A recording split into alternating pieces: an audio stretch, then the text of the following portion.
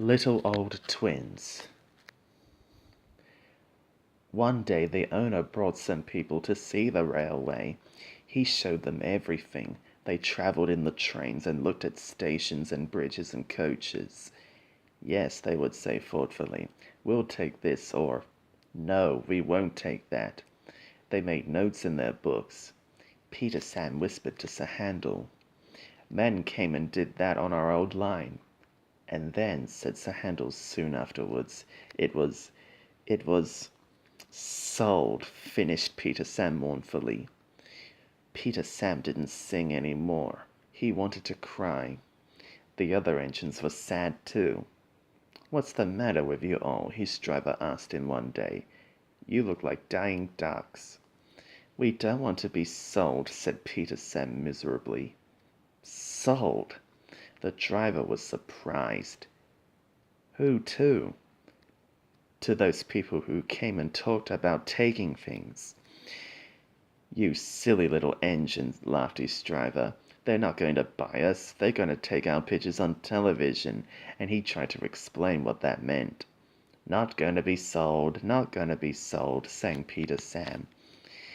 He could hardly wait to tell the others. He told them about the television as well, and they were pleased and excited too, all except Sir Handel. I don't hold with it, he grumbled. Vulgar, I call it. Fancy Trevor's in about making an exhibition of yourselves. I won't do it, I tell you. Tell is something indeed. Just let the thing controller come here. I'll tell something. Skarloey said nothing. He just winked at Peter Sam, like this. But next day, when the Finn controller did come to explain about the television, Sir Handel kept strangely quiet. Now, said the Finn controller at last, I want every engine to take part. I don't feel well, quivered Sir Handel. You poor engine, said the Finn controller gravely. You can stay in the shed. Sir Handel smiled broadly.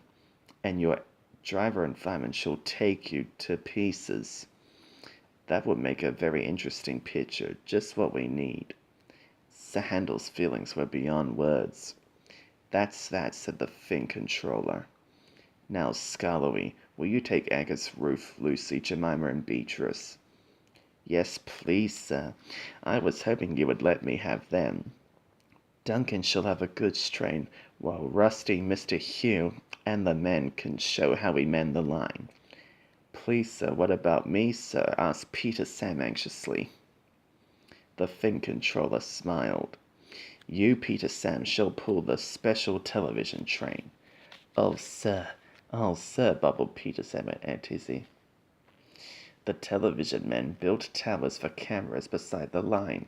They put cameras on Added too, and filled Gerald with wires and instruments. Some trucks coupled behind carried aerials and generators. Everyone practiced hard till they knew just what they had to do.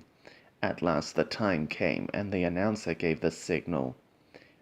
We're on the air, puffed Peter Sam, and he rolled the heavy train to the shops where Sir Handel was being mended. Sir Handel did not enjoy their visit.